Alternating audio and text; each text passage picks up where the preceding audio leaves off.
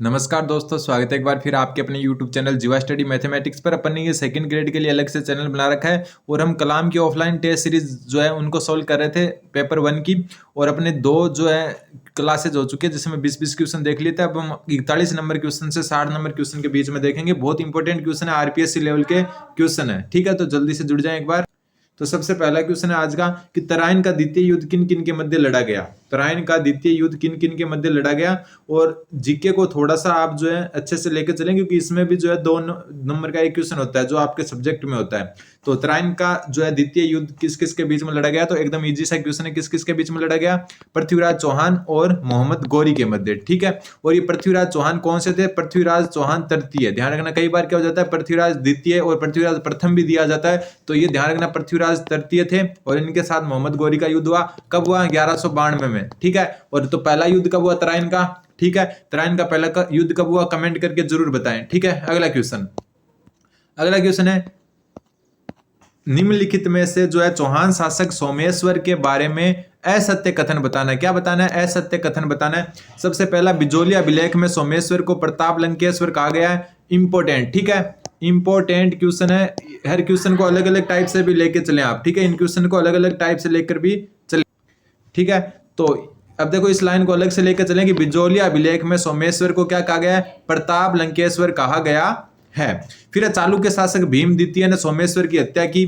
चालुक्य शासक भीम द्वितीय ने जो है क्या की? सोमेश्वर की हत्या की। तो ये भी इंपॉर्टेंट क्वेश्चन बनता है कि चालुक्य शासक भीम द्वितीय ने सोमेश्वर की हत्या की, तो ये भी क्या है? सही है। फिर सोमेश्वर ने हुण राजकुमारी हरिया देवी से विवाह किया, तो ये गलत है। ठीक है, और असत्य छाड़ना है अपने को, तो ऐसा असत्य कौन सा हो जाएगा? इसमें तीसरा असत्य हो जाएगा। हरिया देवी से विवाह किया था राजा अल्लट ने। किसने किया था? राजा अल्लट ने किया था। ठीक है, कैम्बास जो है वो सोमेश्वर का प्रमुख सहयोगी था, तो ये भी इंपॉर्टेंट है। इसको भी ध्यान रखना है कि कैम्बास जो है वो किसका जो है सहयोगी था? सोमेश्वर का। और यही कैम्बास बाद में जो है पृथ्वीराज तृतीय यानी कि पृथ्वीराज चौहान जो तृतीय हैं उनका भी सहयोगी रहा था। पृथ्वीराज तृतीय का भी क्या रहा था? सहयोगी रहा था। तो जो है पृथ्वीराज तृतीय का और सोमेश्वर जो है पृथ्वीराज तृतीय के जो है पिता थे, तो उनका भी सहयोगी था और पृथ्वीराज तृतीय का भी क्या था? सहयोगी था। ठीक है, तो इनको प्रताप लंकेश्वर बिजोलिया अभिलेख में कहा गया है। और इनकी हत्या किसने की थी? भीम द्वितीय ने की थी। हरिया देवी से विवाह इन्होंने नहीं किया था, वो राजा अल्लट ने किया था। अगला क्वेश्चन नंबर 43 है कि जो निम्नलिखित जो चौहान शासक है उनको काल कर्मानुसार लिखिए। तो देखो ज्यादातर जो इजी आते हैं, लेकिन थोड़ा सा आपको जो है ये इंपॉर्टेंट क्वेश्चन है, ध्यान दे रहे हैं। सबसे पहले तो देखो दुर्लभ राज तृतीय आएगा। ठीक है, दुर्लभ राज तृतीय। उसके बाद में जो था वो था विग्रह राज तृतीय। कौन था? विग्रह राज तृतीय। अगर इनमें से आपको देखो एक आधा भी पता हो ना तो भी आप चला सकते हो। तो पहला आएगा, उसके बाद में चौथा आएगा। तो पहला चौथा किसमें? ये रहा। ठीक है, इसके बाद में तीसरा आएगा। तीसरा क्या? पृथ्वीराज प्रथम। और फिर आया था अजय राज द्वितीय।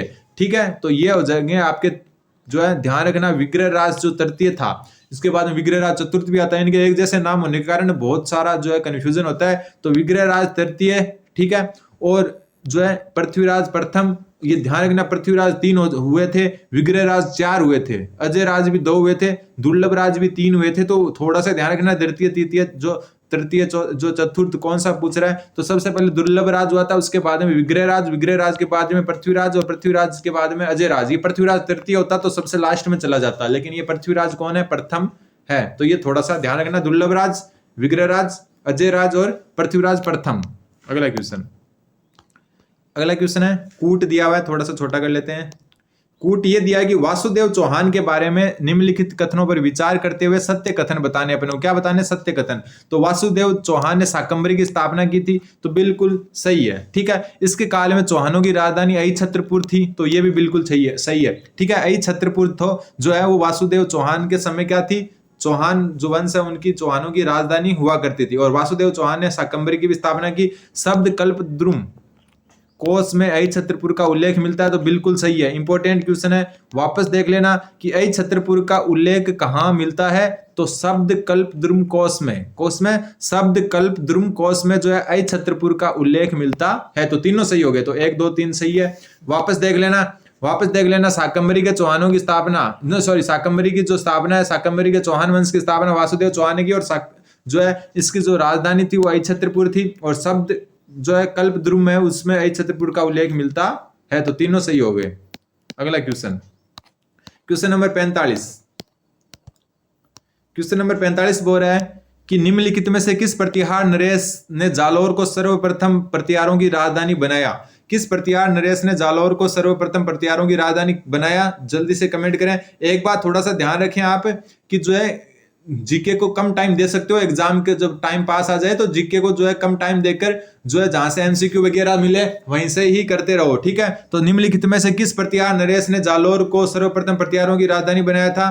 तो ये जो उत्तर आएगा वो आएगा आपका नागभट्ट प्रथम। नागभट्ट प्रथम ने गुर्जर जो प्रतिहार नरेश जो है कौन था? नागभट्ट प्रथम था, जिसने जालौर को जो है प्रतिहारों की सर्वप्रथम राजधानी बनाया। और इसको जो है मलेच्छों का नाशक भी कहा जाता है। क्या कहा जाता है? मलेच्छों का नाशक, मलेच्छों का नाशक भी कहा जाता है। तो ध्यान रखना, नागभट्ट प्रथम को मलेच्छों का नाशक कहा जाता है, ना कि द्वितीय को, ठीक है। और जालौर को सर्वप्रथम राजधानी बनाने वाला प्रतिहार शासक भी कौन था? नागभट्ट प्रथम था। अगला क्वेश्चन है कि ये क्वेश्चन आपको थोड़े से दिमाग से निकलना चाहिए क्योंकि आरपीएससी लेवल के क्वेश्चन है और आए हुए क्वेश्चंस भी हैं। तो बहुत अच्छे तरीके से कलाम ने जो है टेस्ट बना रखे हैं ताकि जो है इस ऐसे जो है पूरा जो है कथन वाले दे रखे हैं जिससे बहुत सारे क्वेश्चन एक क्वेश्चन में क्लियर होते हैं, ठीक है। वत्सराज के संबंध में विचार करते हुए सत्य कथन का चयन कीजिए। वत्सराज के समय त्रिपक्षीय संघर्ष की शुरुआत हुई थी, बिल्कुल सत्य है। और ये त्रिपक्षीय संघर्ष में कौन कौन था? एक तो थे पाल, ठीक है, और एक थे राष्ट्रकूट, दक्षिण भारत के राष्ट्रकूट और बंगाल के पाल, और एक ये कनौज वाले खुद भी थे। तो ये तीन जो है राज्यों के बीच में संघर्ष चला था। किस किस में? पाल, राष्ट्रकूट और एक तो ये प्रतिहार हो गए, ठीक है। तो पाल तो थे बंगाल के, राष्ट्रकूट थे, जो राष्ट्रकूट है वो दक्षिण भारत के थे, और एक ये हो गए कनौज वाले, ठीक है। अगला क्वेश्चन फिर है, वत्सराज ने महावीर मंदिर ओसिया का निर्माण करवाया, बिल्कुल सही है, पहला भी सही है। दूसरा, कोयल्यमाला में वत्सराज को अवंती भूर्भुत कहा गया, तो ये बिल्कुल नहीं कहा गया। हाँ, कोयल्यमाला वो वत्सराज के जो है समय ही लिखी गई थी, कोयल्यमाला वत्सराज के समय ही लिखी गई थी, लेकिन उसमें इसको अवंती जो भूभर्त है वो नहीं कहा गया। तो 1 और 2 ही सही है, केवल 1 और 2 ही सही है, तो ऑप्शन नंबर 2, ठीक है। अगला क्वेश्चन है, निम्नलिखित में से नागभट्ट द्वितीय, ध्यान रखना, नागभट्ट द्वितीय के संबंध में असत्य कथन पूछा है। नागभट्ट द्वितीय के संबंध में असत्य, नागभट्ट द्वितीय ने कनौज के चक्रा युद्ध को परास्त किया, बिल्कुल सही है। बुचकला अभिलेख में इसे परम भट्टारक महाधिराज परमेश्वर की उपाधि दी गई है, तो ये भी सही है। ये आपको अलग से ध्यान रखना, इंपॉर्टेंट बनता है कि नागभट्ट द्वितीय को कौन सी उपाधि दी गई, तो कौन सी? परम भट्टारक महाराज धीराज परमेश्वर। किस में दी गई? बुचकला अभिलेख में, यह भी ध्यान रखना है। ग्वालियर परिस्थिति में इसे मलेच्छों का जो है नाशक कहा गया, तो ये मैं आपको पहले ही बता चुका कि मलेच्छों का नाशक जो है वो नागभट्ट प्रथम को कहा गया था। किसको कहा गया था? नागभट्ट प्रथम को कहा गया था, तो ये गलत हो गया। यहाँ पर नागभट्ट द्वितीय का पूछा, तो ये इसका उत्तर माना जाएगा कि कौन सा असत्य पूछा था, तो असत्य कौन सा है? ग्वालियर परिस्थिति में इसे मलेच्छों का नाशक कहा गया, बिल्कुल नहीं। नागभट्ट किसको कहा गया? प्रथम को ये कहा गया है। और ग्वालियर परिस्थिति किसके समय लिखी गई थी? मिहिर भोज के समय। किसके समय? मिहिर भोज के समय ये लिखी गई थी, ठीक है। फिर इसने क्या किया था? कन्नौज को प्रतिहारों की नवीन राजधानी बनाया था, बिल्कुल सही है। और ऊपर अपन ने क्या पढ़ा? पहला जो प्रतिहार शासक जिसने जो है जालौर को राजधानी बनाया वो कौन था? नागभट्ट प्रथम, ठीक है। और नागभट्ट द्वितीय ने किसको राजधानी बनाया? कन्नौज को। किसको बनाया? कन्नौज को। अगला क्वेश्चन, निम्नलिखित में से किसे ग्वालियर परिस्थिति की रचना की? अब ये पूछा किसने जो है अभी मैंने ऊपर बताया किसके शासनकाल में हुई थी? मिहिर भोज के। किसके शासनकाल में? मिहिर भोज के। लेकिन लिखी किसने थी? बहुत इंपॉर्टेंट क्वेश्चन है। ऐसे क्वेश्चन आपको लीड दिलाते हैं, ठीक है। जो नॉर्मल क्वेश्चन होते हैं वो सब सही करके आते हैं, लेकिन ऐसे क्वेश्चन आपको लीडिंग जो है स्कोर दिलाते हैं। तो ये हो जाएगा बालादित्य। किसके जो है? बालादित्य के समय, ठीक है। अगला क्वेश्चन, सॉरी बालादित्य के समय नहीं, बालादित्य इसके क्या थे? रचनाकार थे, ठीक है। तो ग्वालियर परिस्थिति की रचना बालादित्य ने किया थे और मिहिर भोज के काल में की थी। किसके काल में? मिहिर भोज के काल में की थी। अगला क्वेश्चन, दौलतपुर अभिलेख में मिहिर भोज को क्या कहा गया है? दौलतपुर अभिलेख में मिहिर भोज को क्या कहा गया है? प्रभास। तो ये ध्यान रखना, प्रभास किसको कहा गया है?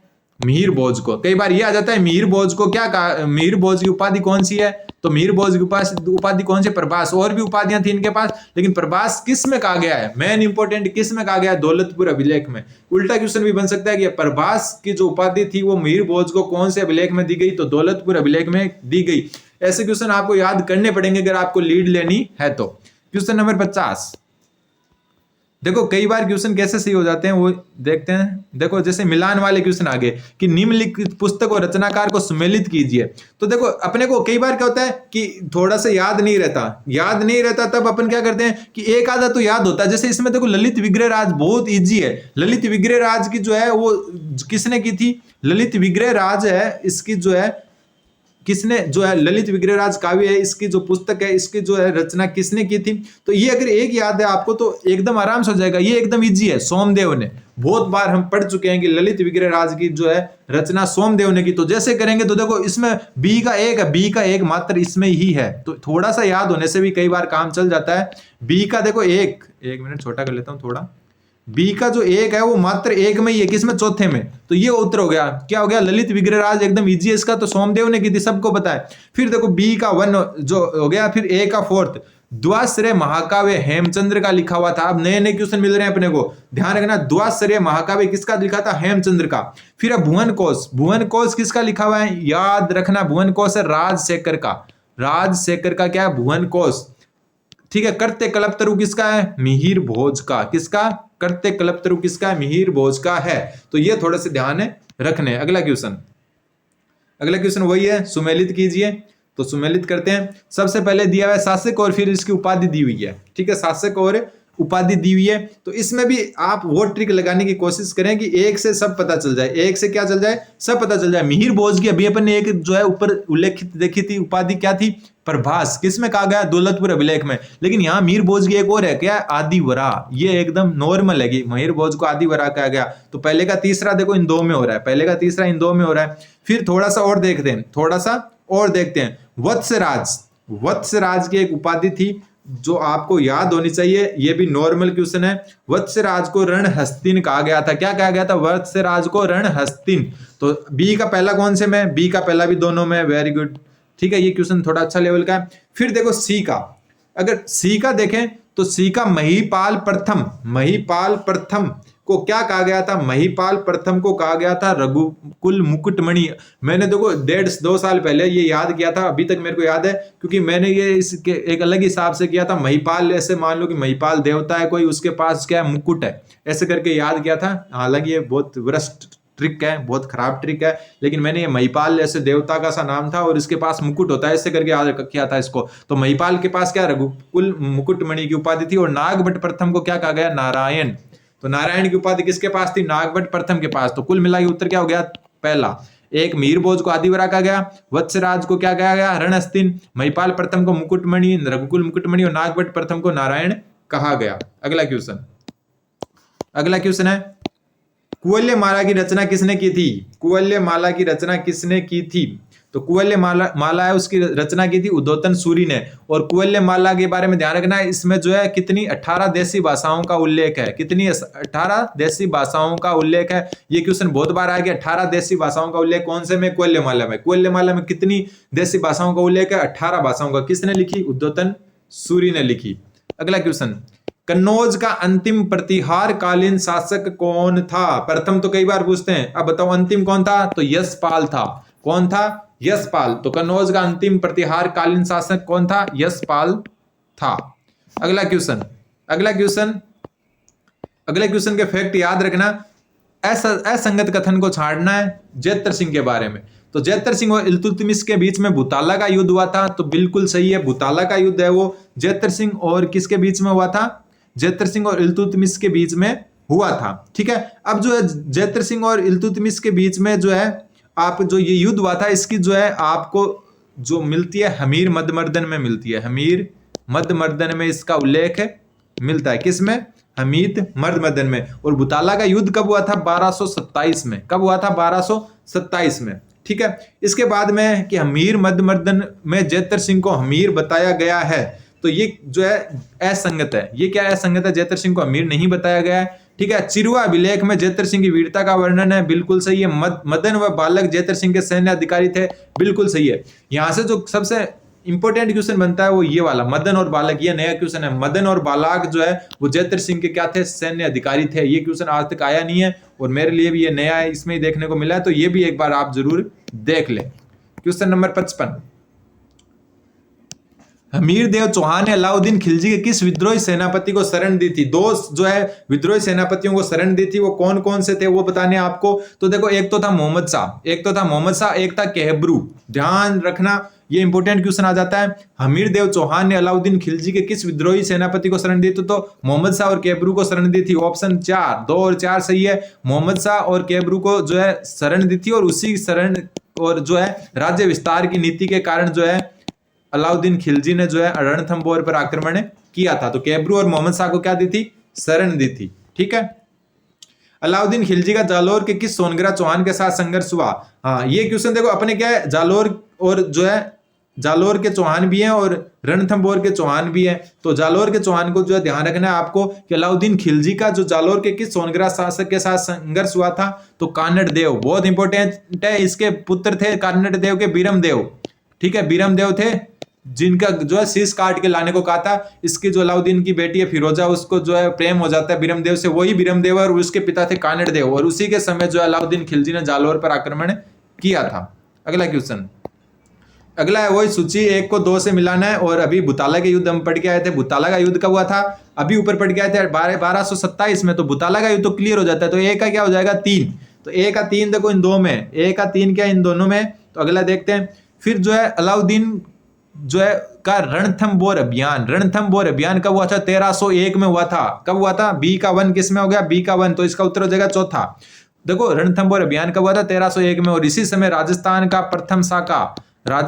प्रथम जो है जौहर और साका, प्रथम जौहर, सॉरी, ठीक है, प्रथम जौहर या फिर प्रथम क्या जौहर, या कह सकते हैं प्रथम क्या हुआ था?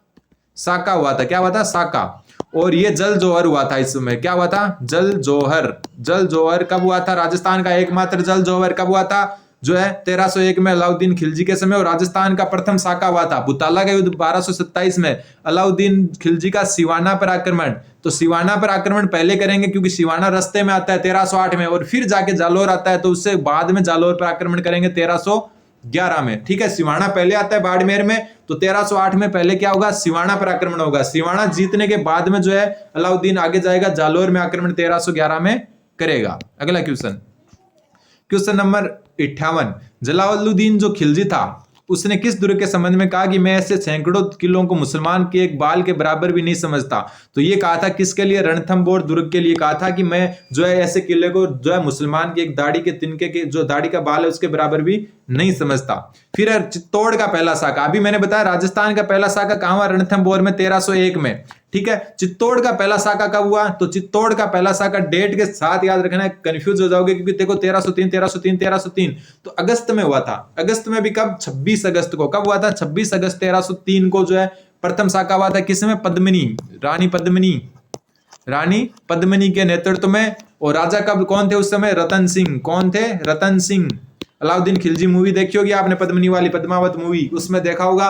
चित्तौड़ का पहला साका 1303 26 अगस्त। राजस्थान का पहला साका 1301। पहला जल जोवर भी वहीं हुआ था रणथंबोर में 1301 में। अगला क्वेश्चन, आज का लास्ट क्वेश्चन है। अलाउद्दीन खिलजी ने चित्तौड़ का नाम बदलकर खिजराबाद किया, इस बात का अभिलेखीय साक्ष्य किसमें? बहुत इंपॉर्टेंट क्वेश्चन है। सबसे पहली बात तो आपको पता होना चाहिए, अलाउद्दीन खिलजी ने जो है जालोर है उसका नाम क्या किया था? जलालाबाद। और जो चित्तौड़ है उसका नाम क्या किया था? खिजराबाद, अपने बेटे खिजर खान के नाम पर। इसका उल्लेख कहां पर मिलता? बहुत इंपॉर्टेंट क्वेश्चन है। ज्यादातर क्या कर जाएंगे? खजाइन उल फतू कर देंगे, लेकिन ये जो है इसका उल्लेख कहां मिलता है? धाईबी पीर दरगाह अभिलेख। मोस्ट इंपोर्टेंट भी नहीं, मोस्ट इंपोर्टेंट है। कई बार क्वेश्चन आ जाता है कि अलाउद्दीन खिलजी ने चित्तौड़ का नाम खिजराबाद किया, ये तो इजी है।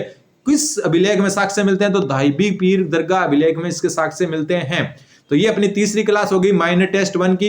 अब अपन चौथी क्लास में 61 से 80 नंबर क्वेश्चन तक देखेंगे। तब तक आप चैनल को सब्सक्राइब करें। धन्यवाद, बन रहे जीवा स्टडी के साथ। धन्यवाद।